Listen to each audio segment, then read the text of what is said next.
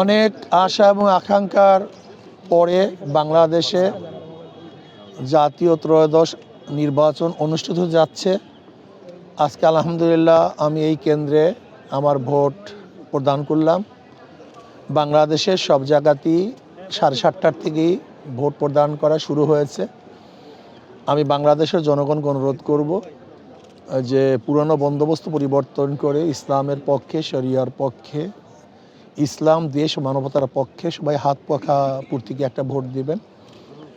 এবং আমি প্রশাসনকে বলবো, মানুষ দীর্ঘদিন পর্যন্ত ভোট দেওয়ার জন্য যে চাতক পাখির ন্যায় তাকিয়েছিল এই দিনটার দিকে, সমস্ত মানুষ যেন নির্বিঘ্নে ভয় ভীতির ঊর্ধ্বে থেকে সুন্দর মতো ভোট প্রদান করতে পারে, সেই ব্যবস্থা অবশ্যই প্রশাসনকে করতে হবে।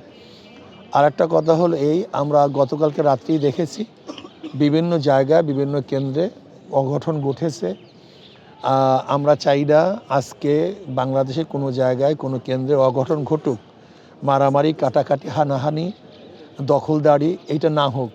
এবং আমরা এইটাও চাই না যে ভোট দেওয়ার পরে জনগণ ভোট দিবে আর আপনারা সেই ভোটের রেজাল্ট অন্যভাবে ঘুরিয়ে দিবেন, এইটাও কিন্তু আমরা চাই না।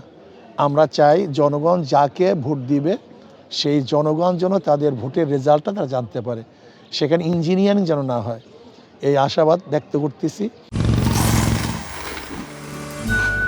লাইফ তো প্যারা দিবেই, নেবেন না নির্মজাদার গোলমার্ক পপস, কুরমুরে বাইটে ফুরফুরে লাইফ।